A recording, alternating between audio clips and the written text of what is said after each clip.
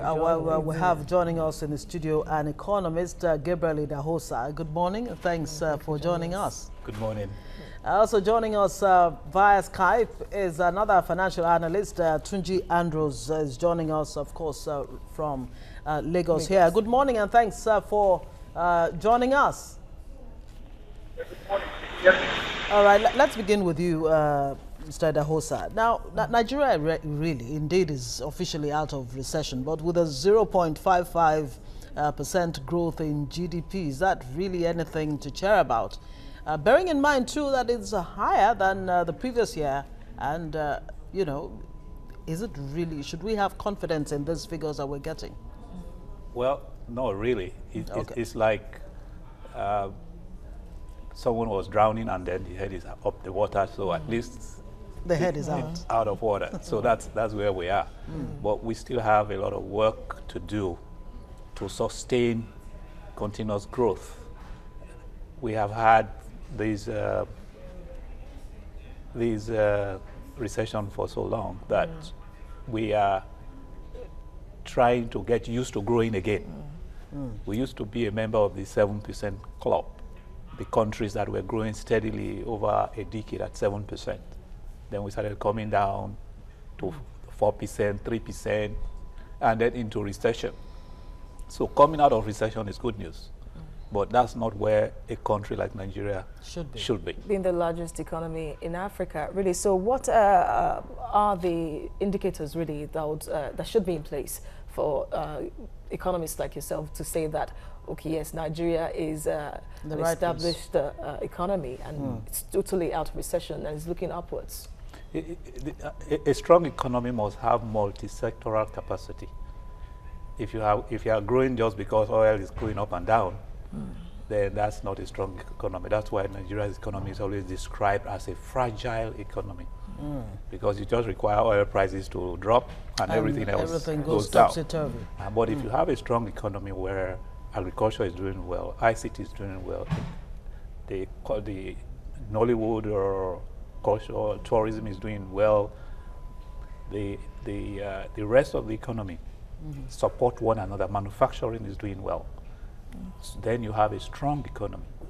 But once an economy is dependent on one product or two products, anything happens to those products and then you're in trouble. And it's so sad, really, for all right, let's bring it to Tunji Andrews, because we'll really have to let him go as quickly as possible. Tunji, are you concerned that this growth is largely dependent on the seeming stability in the global oil price and, of course, stability in the Niger Delta, even though there are threats coming from that direction?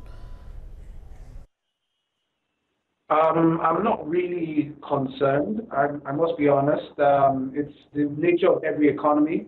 Most economies, like ours, have something that drives it. And just like ours, we have a scenario where we have crude oil being the driver of our national economy. In South Africa, it is mining. In the US, it's manufacturing. In China, it's manufacturing. So the general idea, because if you look at the contribution of the crude oil to GDP, it's about 9%, which is very small to the entire economy, but it is the driver. What we need is to create more drivers in terms of government revenue. What we now have a situation is where most the economy will be a lot healthier. So it's not about the nature of the economy, it's about the nature of government revenue in itself. So I'm not really bothered because the government is trying to diversify its revenue from oil. So it's a gradual process. We will get there. Well, how easy or quick will it be, knowing that Nigeria is still experiencing huge deficit when it comes to infrastructural facilities, and trade policies too, according to analysts, are saying are not even favorable for many companies in the country, especially SMEs? Well, you see, it's a process, and to be honest with you, we've not started the process yet. In terms of creating proper infrastructure within the economy. And that's the real reason is because government feels it must do everything. So there needs to be a rail from Lagos to Kaduna, government wants to fund it. There needs to be a rail from Calabar to Jos, government feels it needs to fund it. There needs to be a road here, government feels it needs to fund it. And that is the problem of the Nigerian economy. No economy, not America, not England grows that way. It's grown by a relationship between the private sector and the government and the people of the economy together. Making infrastructure. We need to agree on what we want infrastructure-wise, and then we need to table how we will get there, and then we can push it together as a collective economy and not waiting for the government to do it. Back to you, Mr. Dohosa. He just said something there that we need to, like make a conscious effort to come up with policies that can actually drive growth. Government has come up with the economic recovery and growth plan, which many experts like yourself have said is a very sound document, including even the World Bank. They've really commended the document, but they're saying that where the problem really is that of implementation, actually making sure that all of these fine things that we have on paper are actually actualized, at least to a very large extent. Yes, so that's why the most important action or success of this administration, really, when it comes to the issue of driving the economy, is the Presidential Enabling Business Council. Because this plan, it remains a plan, unless you have an engine that drives it. So the Presidential Enabling Business Environment Council has kick-started a lot of the things that are in that plan. You have, for example, the visa on arrival process. You have the presidential orders that have got a lot of policies immediately implemented. Until those presidential orders came out, executive orders came out, they were just plans. It was just there. But now investors can come into Nigeria and get a visa at the airport. Previously, they had to apply 3 months, in some countries 2 months, to get a visa to come to Nigeria. And a lot of business trips have been cancelled just because of trying to get a visa. So you have a lot of those policies that are now being implemented. You have the Anchor program on rice and other agricultural programs. Previously, those plans were there to promote agriculture, but nothing was done. So you have in the last 2-3 years, you had a deliberate process of implementing the plans. So it's not so much the plan, but the fact that government has now put in place processes of implementing them very quickly. So you're confident that we're actually going to get somewhere when it comes to diversifying government's revenue sources, which many have been harping on, that there is a need for government to actually diversify its revenue source.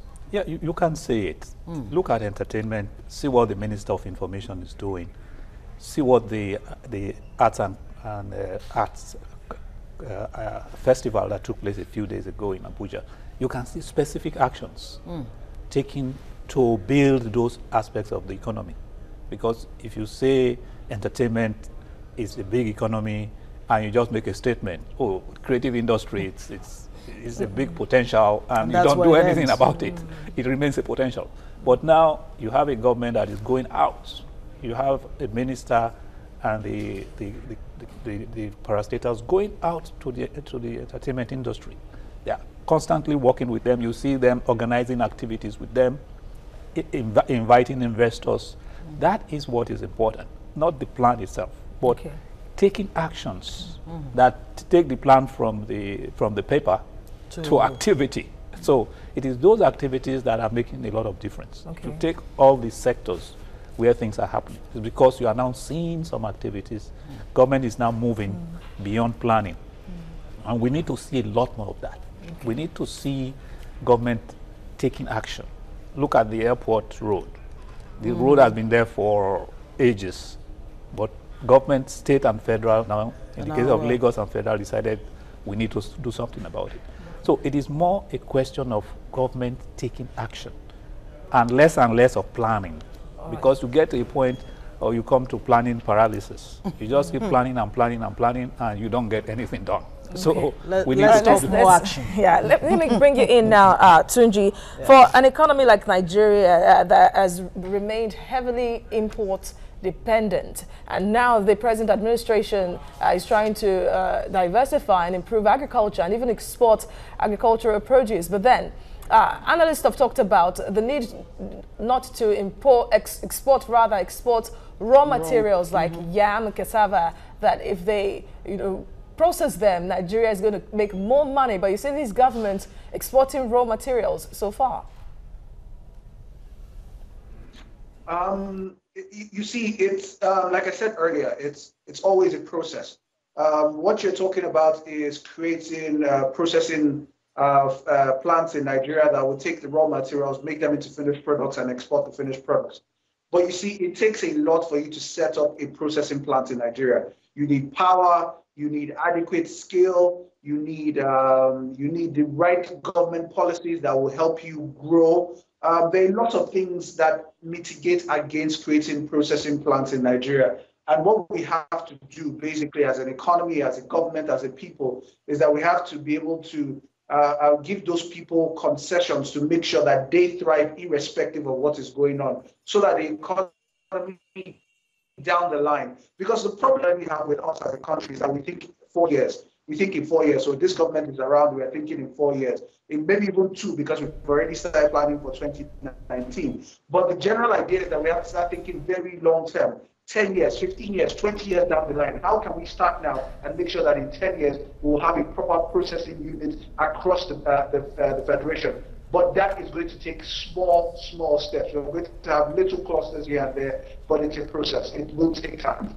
Okay, it will take time. But what do you think, what's your reading of incentives to actually encourage the manufacturing sector? I mean, she just talked about the need to export processed and finished goods as opposed to raw, produce like yam and cassava.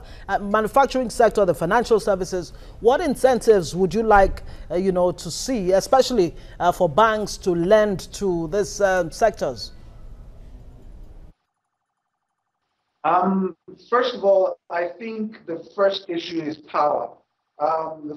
The federal government, I'm not sure, in collaborative government and the GENCO and BISCO around the Aba region are doing something to try and create consistent power for the Aba manufacturing region, which we have small clusters of manufacturers here and there. That is fantastic. If you can give them power, you give them the enabling drive to continue producing. And after that, of course, we have to also, strengthen our standard organization of Nigeria to be able to be on the ground with these people, helping them in terms of creating standards from the scratch. Because one of the challenges we have with exporting in Nigeria is exporting standard products that countries like China, countries like the US, England, that have tough standards will allow us to be able to export there. So Standard Organization of Nigeria should also be empowered to be on ground with those people as they start from day one. And finally, in terms of funding, I don't think Nigerian banks are designed to fund those kind of businesses. Nigerian banks are designed to fund short-term funding in terms of maybe 1 year to 5 years. They're not set up to fund 20-year projects. What the government needs to do is to give the banks themselves a more enabling environment to be able to help them lend long-term and maybe guarantee some of those loans so that in case the banks themselves can find a need to be able to lend to these sectors, knowing that they're high risk, but the government sees the potential of them long-term to help the economy. So it's a bit of a chicken and egg issue. Staying in critical areas as against doing everything by itself. All right. One of the key contributors to economic growth is education. A small country like Rwanda is already pushing its economy towards a knowledge-based one. But then when you come to Nigeria, you know the kind of priority or not the government is given to education. So is Nigeria not thinking knowledge-based economy will be better for the larger population of the people? To be honest with you, this is one of my biggest worries about the Nigerian economy, the Nigerian scenario as a whole, because there is a study that talks about the fact that we are going to be the third largest population by 2050.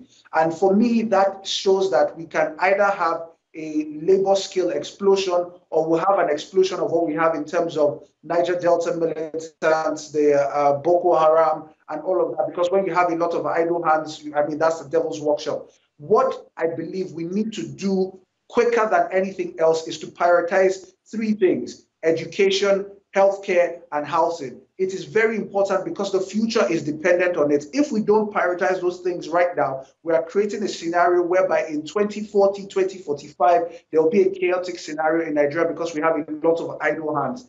If we don't start prioritizing education now, it will be a serious issue. We need to send people to school. We need to have more labor skills. We have to have more technical skills. We have to have more people, artisans. For instance, in Nigeria, most of the people doing tiles are coming from Benin Republic, Togo. People who are building houses are coming from West Africa, as against our Nigerian people having the adequate skills. And what we are doing is that we are creating more idle hands. And for me, it is a thing that scares me. And I'm really, really worried about that scenario. Very scary scenario there that you just painted. Tunji Andrews joining us via Skype from Lagos here. Thank you so much for your time. Thank you and for your coming. insight. To you, Mr. Idahosa, very, very, vital point that he raised there in response to that question about education being the fulcrum, the very foundation for any kind of development to actually happen. Now, he talked about dearth of artisans, and that's a result of or the unskilled, population that Nigeria has as a burden. So where really would you want government to tackle seriously? He talked about education, healthcare, and housing as very, very vital. Well, I think essentially the foundation will always be education. Will always be education, whether it is housing, whether it is health, whether it is infrastructure, whatever it is. Education is the foundation. And you have 65% of the population, yes, being the youth population. And that is why when you say a strong economy, an economy is strong because the people are highly empowered by education. And they can survive in any situation, whether it's in the desert like Israel or in the rocky area like Switzerland. Just the fact that the people are highly educated means that they can find creative solutions to whatever confronts challenges that they need. So that's key, and that's why we keep going back to implementation. It's not as if these governments of this country from independence did not realize education is extremely important, but that distance between knowing what to do and getting to do it has always been there. Or even knowing how to do it. So that has been the real issue. Okay. We always knew that we needed education. And you can see in different parts of the country how that, taking that knowledge and acting on it has made a difference. You look at the West, Southwest, and you look at some other parts of the country, and you see such a huge gap in development just because of education. It almost seems like this might be a time bomb waiting to explode, especially looking at the projection. I was about to talk about the projection. For example, the GDP growth rate is 0.55%. Nigeria's population growth rate is 3%. That's alarming. And then we have increased interest rates. Inflation is quite high. That implies reduction in per capita for Nigerians. And then there's this alarming projection that by 2050, Nigeria's population is going to be higher than that of the United States. Yes. And then we have many of the members of the population, not even skilled in any kind of trade at all. Yes. So, and what is hidden in this 0.55 percentage is the fact that ICT actually declined. And anyone looking at that will be very worried. It's great that agriculture is moving up, creative industry is moving up, but ICT declined. And that is a big issue for a country that is going to explode in population, where the new economy is ICT. The new economy is simply ICT. Everything is ICT driven, from cars to farms to aircraft to power is based on technology. So education is key. Whatever we can do to drive education is critically important. But I don't think any level of government, from federal to state to local, understands that. The general thinking now is quick fixes. What can we do now? Let's do agriculture. Let's do some infrastructure. Let's build a few houses. All of these policies are not necessarily long-term, and that may just, yes. What are the implications for whatever the ERGP and all other policies that government's coming up with? The thing is that we are just like walking by the book, see what can be done tomorrow, we do it. What can be done the next day, we do it. We are not sitting back and saying, where should we be in 20 years, in 30 years? Some countries already have an idea of where their country will be in 50 years. In 50 years. And they are working towards it. It's not just about economic reforms for Nigeria, really. There is need for example, political reforms as well. The will to get things done as quickly as possible. You see, that will is driven by the vision. If you have a vision that Nigeria should be one of the top 5 economies in 50 years' time, and you now know that for that to happen, we have to do certain things. We have to reform our politics. We have to reform All right, our you know what, education. let's put you on hold. We'd like to find out exactly, some of those things that we need to put in place, if we can even get the vision right.